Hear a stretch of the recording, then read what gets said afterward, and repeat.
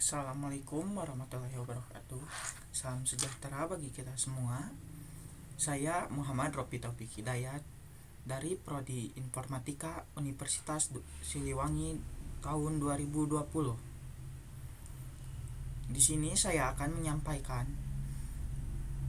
sistem pendukung keputusan klinis untuk mengefisiensikan diagnosa penyakit kejiwaan menggunakan case-based reasoning.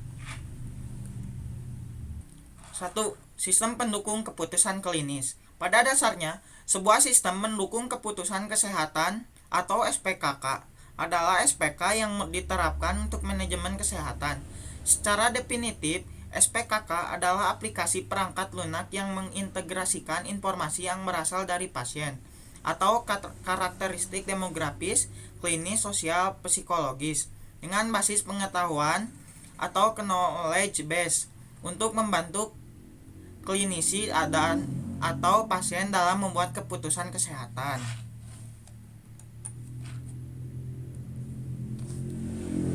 2. Case-based reasoning.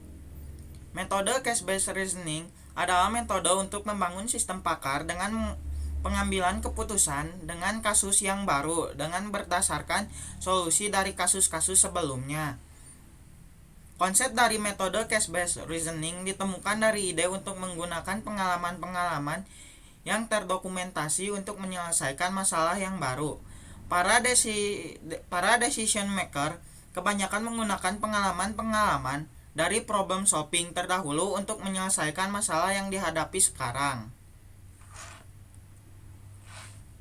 Proses pada case-based reasoning. Secara umumnya terdapat 4 langkah proses pada metode case-based reasoning yang pelaksanaannya berupa siklus seperti gambar berikut. Yang pertama ada retrieve atau memperoleh kembali kasus atau kasus-kasus yang paling prinsip. Proses ini dimulai dengan mendeskripsikan satu atau sebagian masalah dan terakhir apabila telah ditemukan kasus sebelumnya yang paling cocok. Kedua, yaitu reuse atau menggunakan informasi dan pengetahuan dari kasus tersebut untuk memecahkan permasalahan. Proses reuse dari solusi kasus yang telah diperoleh dalam konteks kasus baru difokuskan pada 2 aspek, yaitu A. Perbedaan antara kasus yang sebelumnya dan yang sekarang. B. Bagian apa dari kasus yang telah diperoleh yang dapat ditransfer menjadi kasus baru. Ketiga, revise atau meninjau kembali atau memperbaiki usulan solusi. Fase ini terdiri dari tugas, yaitu 1. Mengevaluasi solusi kasus yang dihasilkan oleh reuse. Jika berhasil, maka dilanjutkan dengan proses retain. Kedua, jika tidak, maka memperbaiki solusi kasus menggunakan domain spesifikasi pengetahuan. Yang terakhir yaitu retain atau menyimpan bagian-bagian dari pengalaman tersebut yang mungkin berguna untuk memecah masalah di masa yang akan datang.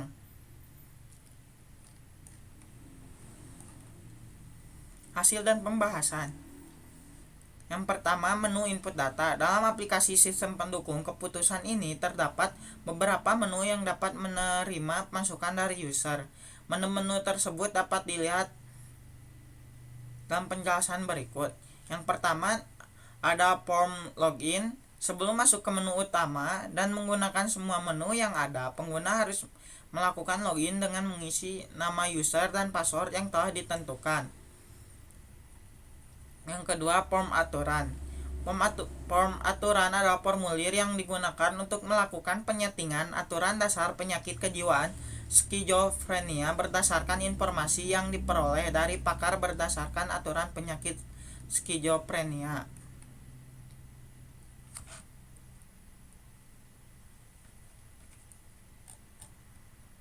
Yang ketiga, form basis kasus. Form basis kasus adalah formulir yang digunakan untuk melakukan penginputan data-data kasus penyakit kejiwaan skizofrenia yang pernah terjadi.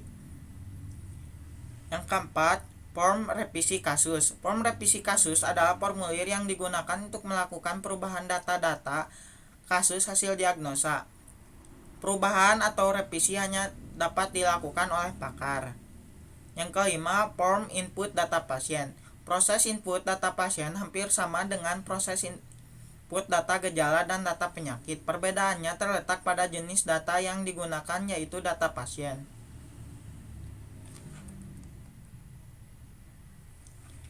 Proses konsultasi berbasis case-based reasoning atau CBR.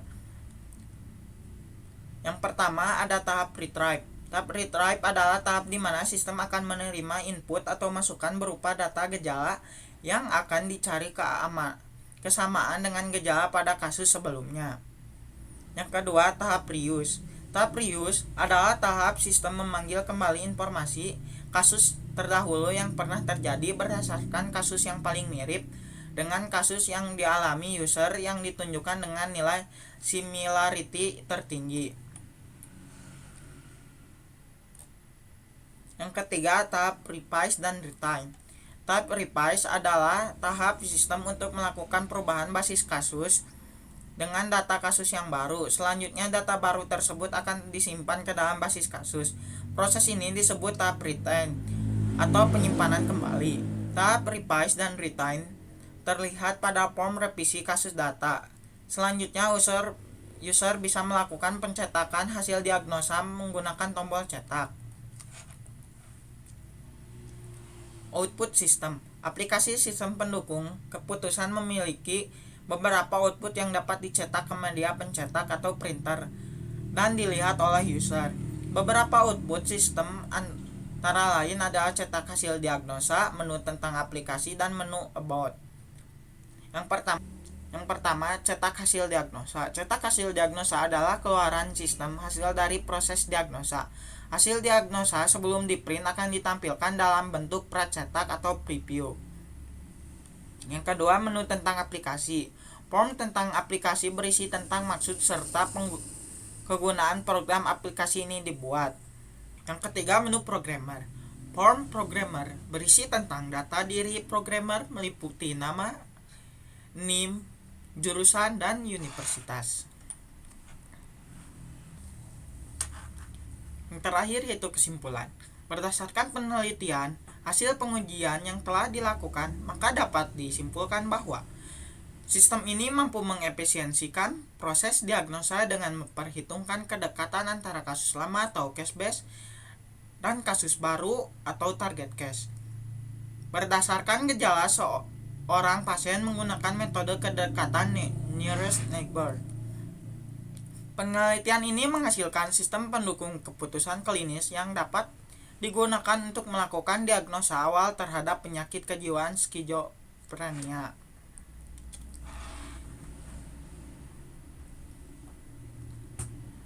Sekian yang dapat saya sampaikan. Terima kasih atas perhatiannya. Wassalamualaikum warahmatullahi wabarakatuh.